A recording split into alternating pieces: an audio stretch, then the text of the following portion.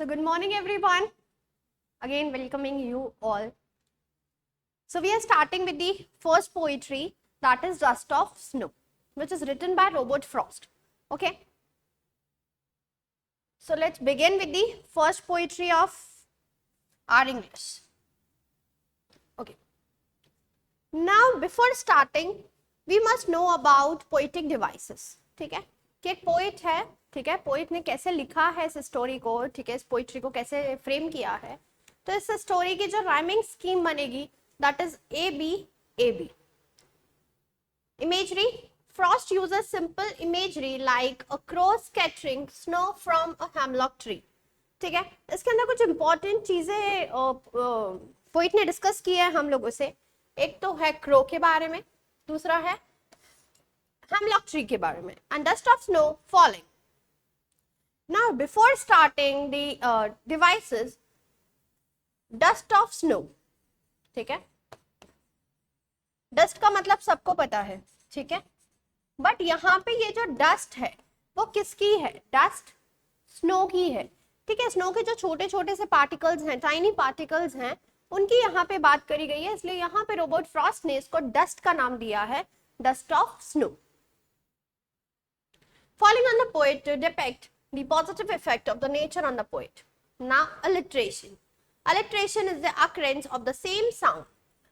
क्या होता है alliteration? जहां पर भी same sound हमें लगेगा, that is used in the beginning of the closely placed words. ठीक है, has given my heart. H, this H and this H similar है, S, S. ठीक है, तो ये हो गया हमारे सेम साउंड्स के वर्ड्स हैं, इसलिए यहाँ पे हमने अलिट्रेशन यूज किया है. तो poetic devices dust of snow के सारे अभी हम लोग डिस्कस कर रहे हैं. ओके.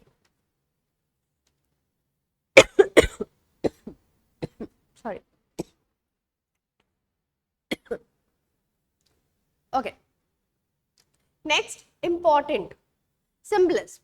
ठीक है, अब सिंबलिज्म हमें क्या डिफाइन करता है? Symbolism is use of symbols to signify ideas by giving them symbolic meaning. क्या बताता है? सिंबॉलिक मीनिंग बताता है that is different from their literal meaning. The crow, यहाँ पे किसका डिस्कशन किया मैंने पहले ही आपको बताया, एक क्रो का एंड हेमलॉक ट्री का. The poet has used these as a symbol to show the emotions. क्या बता रहा है पोएट यहाँ पे? हमें इमोशंस को डिफाइन कर रहा है. डिजेक्शंस, ग्लूम एंड डिप्रेशन. अब जो पोएट है, जब वो सुबह सुबह मॉर्निंग में अपने घर से निकला है, so the poet is very upset. Okay, आज वो डिप्रेस्ड है. Also he has used this symbols to show that these inauspicious things.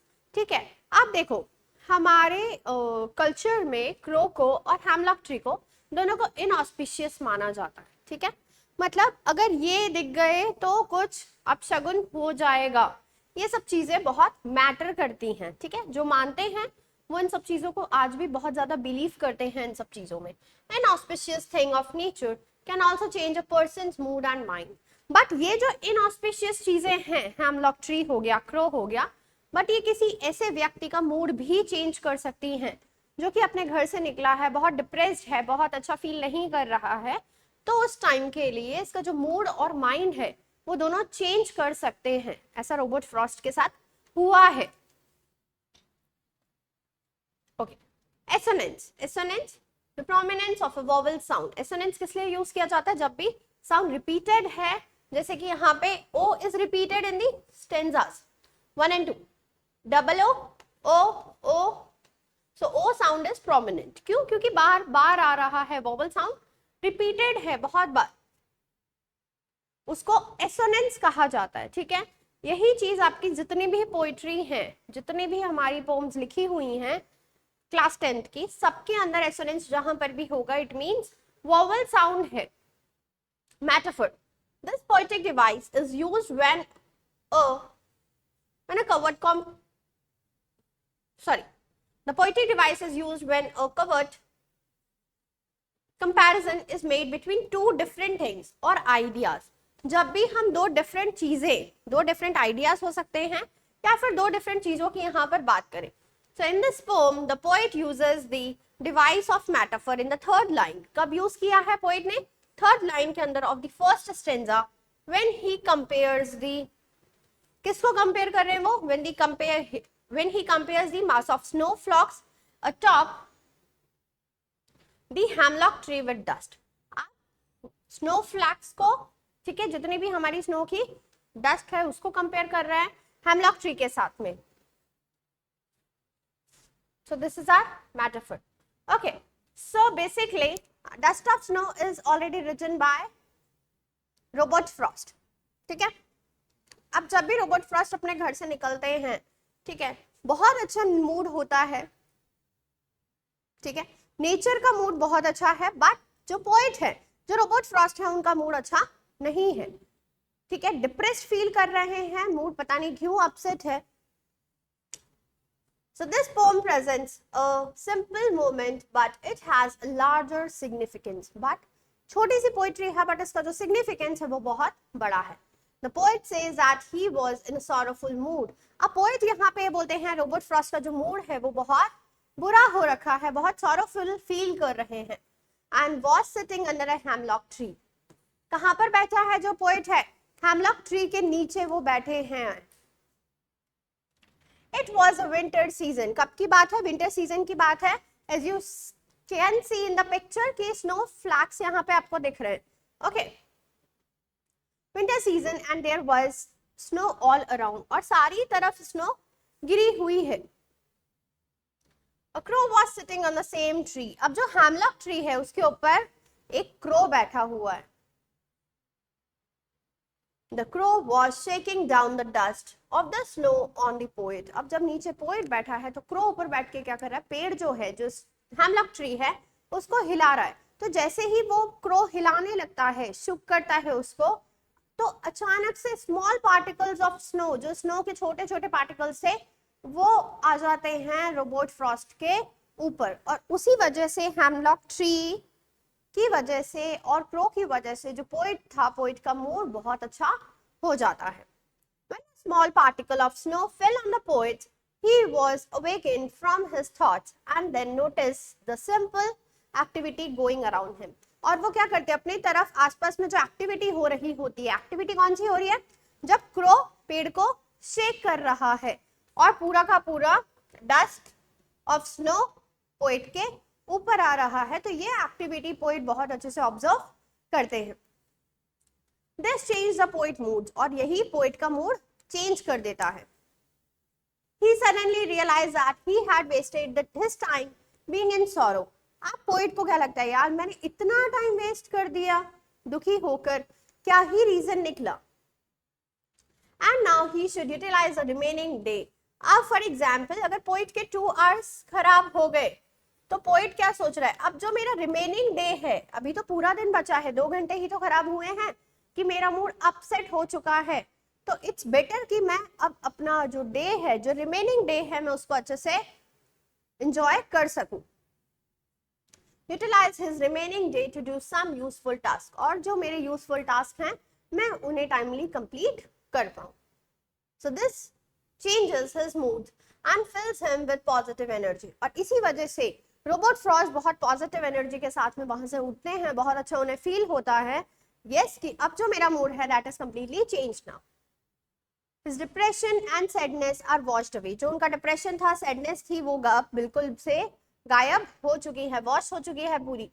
By the light shower of snow dust, his heart is filled with happiness. अब जो उनका दिल है वो happiness, खुशी से झूम उठा है. And he gets ready to use the rest of the day.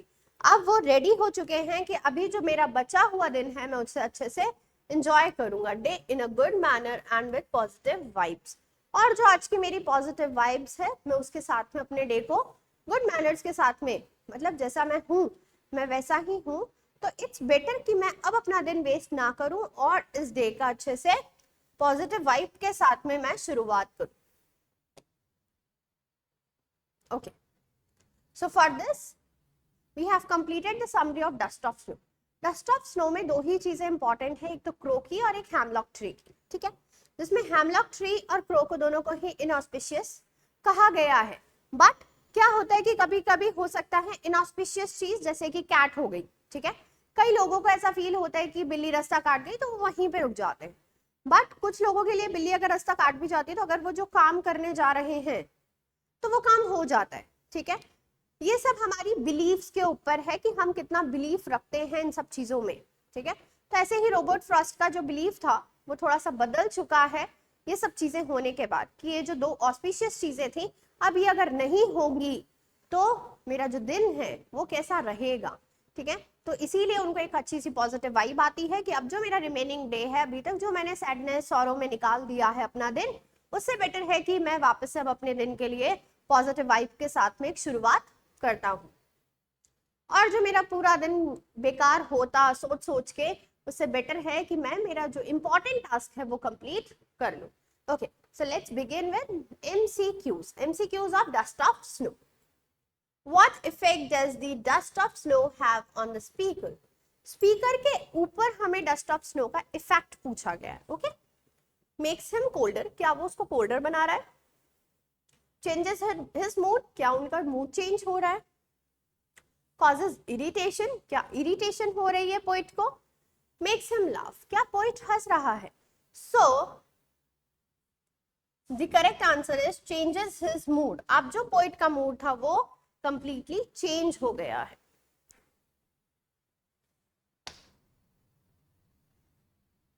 Okay, who is the poet of the poem dust of snow? Dust of snow के जो पोएट हैं वो कौन है?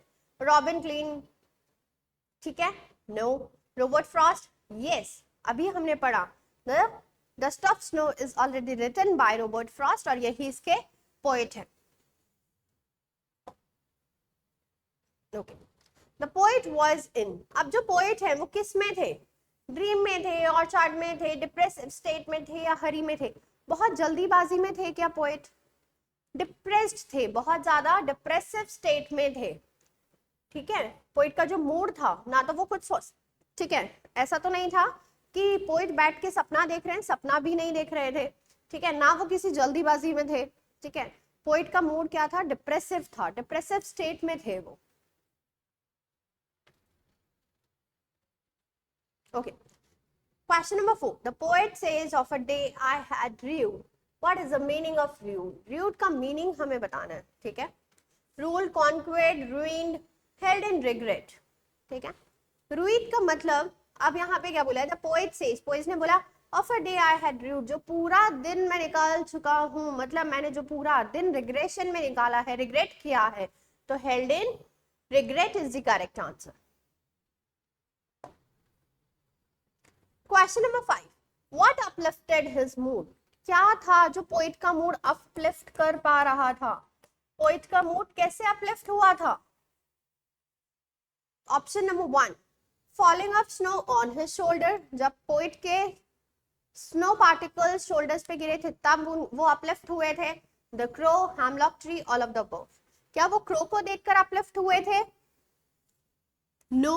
Hemlock tree, no. All of the above, फिर तो होगा ही नहीं। So the correct answer is option A, that is falling of snow on his shoulder. तो वो पोएट का मूड बहुत अपलिफ्ट हो गया था जैसे ही उन्होंने देखा कि क्रो ऊपर से शू कर रहा है और जो डस्ट ऑफ स्नो उनकी बॉडी को टच करी, उससे ही पोएट का मूड अपलिफ्ट हो गया, बहुत खुशी से झूम गया। Okay, what is the dust of snow? Dust of snow क्या है? It is the dust on the tree. क्या डस्ट है? क्या धूल मिट्टी जम जाती है पेड़ों के ऊपर, उसकी बात कर रहे हैं? No. So it is the snow flakes fallen on the hemlock tree. It is the flowers on the tree. क्या फ्लावर्स की बात करी गई है? डस्ट ऑफ स्नो क्या है? It is the feathers of a crow. क्या वो क्रो के फेदर्स हैं, जो क्रो के पंख हैं वो है? No. Is the flowers on the tree? No. So the correct option is option number B. That is, it is the snowflakes fallen on the hemlock tree. What has changed the poet's mood? Poet's का mood कैसे change हो गया? The bird flying over the tree. क्या उन्होंने ये देखा था कि birds fly कर रही है पेड़ के ऊपर से, इसीलिए वो जो पोइट का मूड था वो चेंज हो गया था? The snowflakes on the hemlock tree, a crow shaking down on him, snowflakes from the hemlock tree, flowers falling from the hemlock tree. No, flowers is not falling from the hemlock tree. Hemlock tree के ऊपर से कोई भी flowers नहीं गिर रहे थे. A crow shaking down on him, snowflakes from the hemlock tree. No. So the correct option is option B. Poet का मूड कैसे चेंज हुआ था? जब स्नोफ्लेक्स हेमलॉक ट्री से गिर रही थी उसी वक्त, है ना, उसी टाइम पे जब उनके शोल्डर पे भी आ रही थी तो पोइट का मूड कंप्लीटली चेंज हो गया था. Okay, question number 8. What is a hemlock tree? अब यहाँ पे जो पॉइजनस ट्री है, ठीक है, हेमलॉक ट्री कैसा है? यहाँ पे हमने हेमलॉक ट्री की बात करी है जो कि लोगों के हिसाब से बहुत इनऑस्पिशियस है. ठीक है, it is a tree with flowers. क्या इसके ऊपर फ्लावर्स है? ये ऐसा पेड़ है जिस पर फ्लावर्स है. It is a very beautiful tree with big leaves. बहुत ब्यूटीफुल है और इसके साथ बहुत सारी बड़ी बड़ी पत्तियां भी हैं. It is a poisonous plant with small white flowers. क्या ये पॉइजनस प्लांट है और इसके अंदर व्हाइट फ्लावर्स आते हैं? It is a plant with beautiful flowers. और ये ऐसा प्लांट है जिसके अंदर ब्यूटीफुल फ्लावर्स आते हैं. So basically hemlock tree is a poisonous plant with small white flowers.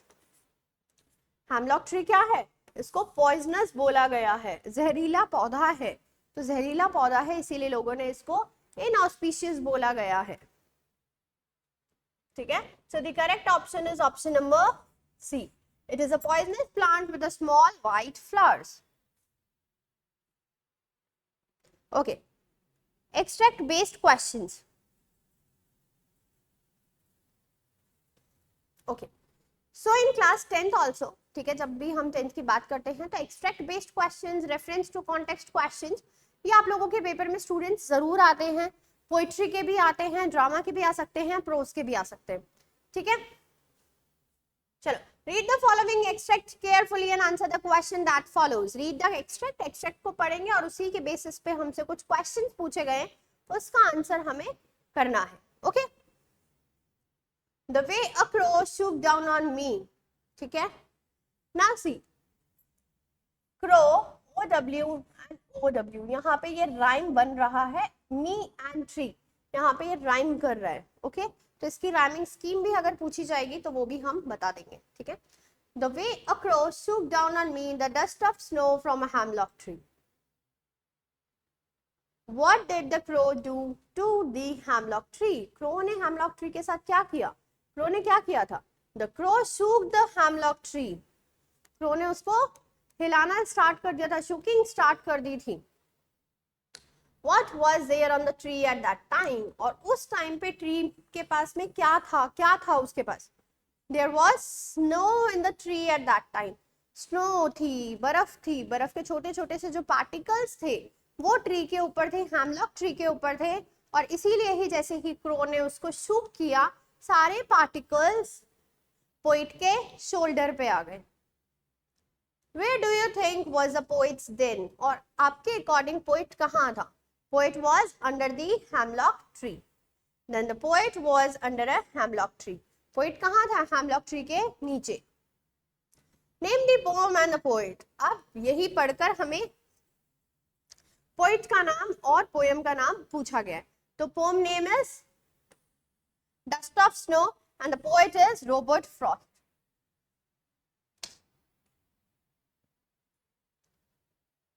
Okay, one more extract based question.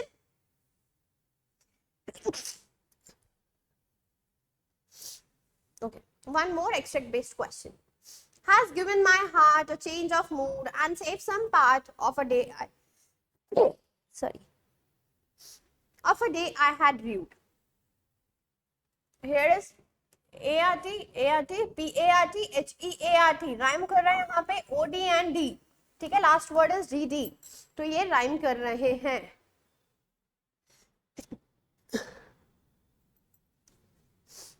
Okay.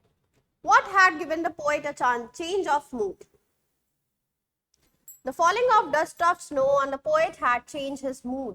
जैसे ही डस्ट ऑफ स्नो गिरनी स्टार्ट हुई तो जो पोएट थे रॉबर्ट फ्रॉस्ट थे उनका पूरा जो मूड था वो कंप्लीटली चेंज हो गया. The person is happy now. जो रॉबर्ट फ्रॉस्ट थे वो बहुत दुखी थे जब घर से निकले थे, बट जैसे ही स्नो फॉल हुई उनके ऊपर, डस्ट ऑफ स्नो हुआ उनके ऊपर, उसी वक्त उनका जो मूड था that is completely changed. What had the poet thought of that day?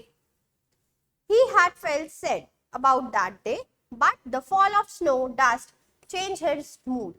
जब तक वो घर से निकले थे और आधे रास्ते तक, जब तक वो हैमलॉक ट्री के नीचे बैठे, तब तक जो पोएट थे, है ना, रॉबर्ट फ्रॉस्ट का मूड बहुत दुखी था, बहुत सैड फील कर रहे थे.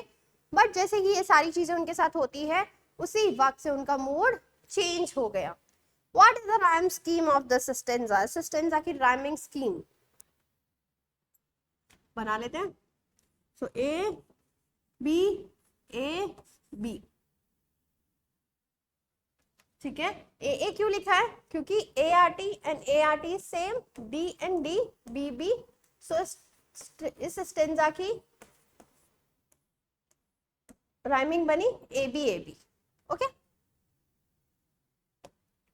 राइमिंग का आप लोग ध्यान रखना, जब भी आप लोग राइमिंग स्कीम करने बैठोगे, बनाने लगोगे, थोड़ा सा लॉजिक लगाना उसमें कि कैसे कैसे वर्ड सिमिलर राइम बन रही है या नहीं बन रही है. Okay okay. Short answer question.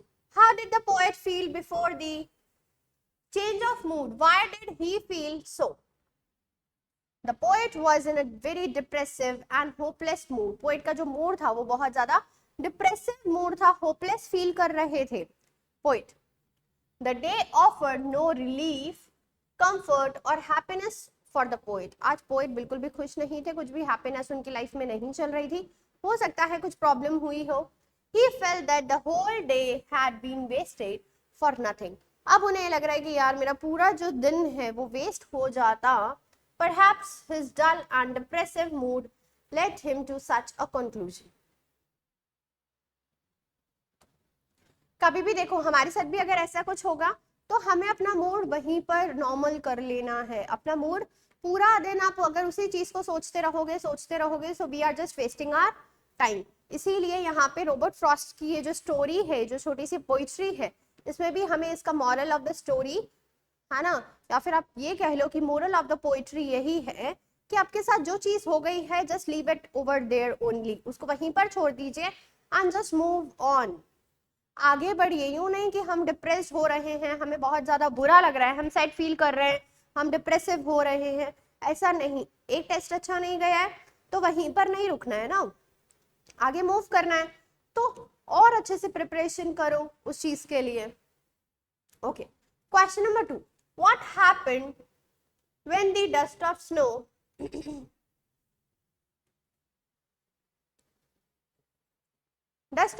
fell on Robert Frost? क्या हुआ था जब dust of snow Robert Frost के ऊपर गिरी थी तब? Falling of the dust of snow on the poet brings a new feeling in him. क्या हुआ था? जो पोएट की फीलिंग थी, है ना, जो वो फील कर रहे थे, पहले वो सैड फील कर रहे थे, बाद में उनकी फीलिंग्स चेंज हो गई.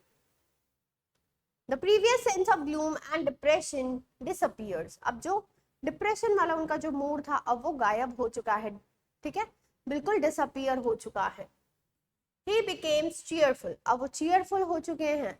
His mood is uplifted. उनका जो मूड है वो uplift हो गया है. पोएट अब खुश है.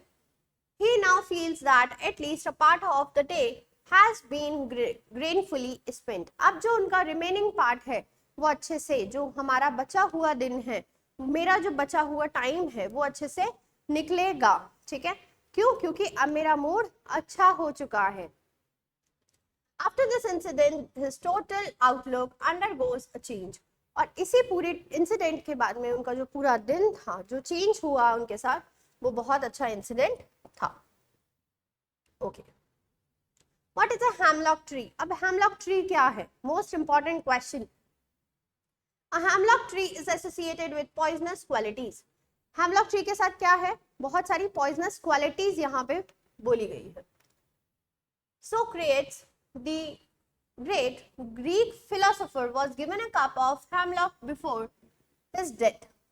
It is poisonous tree with white flowers, इसके अंदर वाइट फूल हैं, सफेद सफेद फ्लावर्स हैं, वाइट फूल हैं, ठीक है, जो वाइट फ्लावर्स है, और जो हमारा पॉइजनस ट्री है. But the falling of snowflakes, flakes of snow on the hemlock tree makes the poet see his surroundings a new light. और इसी वजह से जो हमारी न्यू लाइट थी जो पोएट के ऊपर पड़ी, ठीक है, वो एक बहुत अच्छा अपलिफ्ट मूड पोएट का कर रही है. The falling of snowflakes on him from the hemlock tree uplifts his spirit. उनकी जो आत्मा थी, उनकी जो अंदर की स्पिरिट थी, वो एकदम से खुशी के मारे चहक उठी. What is the dust of snow? Now dust of snow क्या है? On a cold and wintry day, जब ठंडा दिन है, winter है, wintry day है, dust and flakes of snow start falling down from the hemlock tree.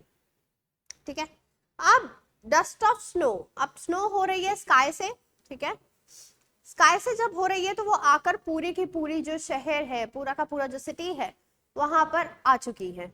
अब जो हेमलॉक ट्री है तो पूरी जो जगह थी वो ऑलरेडी कवर्ड थी, ऐसा लग रहा था जैसे कि सॉल्ट से कवर्ड कर दी गई है.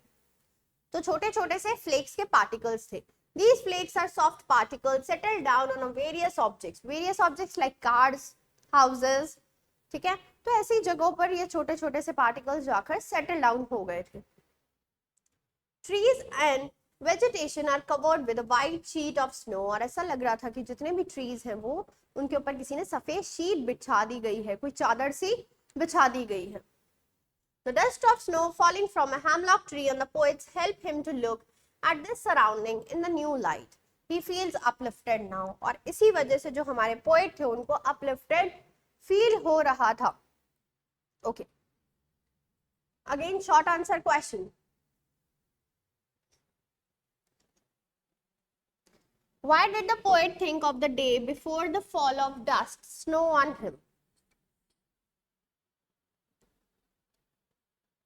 अब पोएट को उस टाइम की बात याद आ रही है जब डस्ट ऑफ स्नो फॉल उनके ऊपर नहीं हुई थी, उससे पहले की वो यहाँ पे बात कर रहे हैं.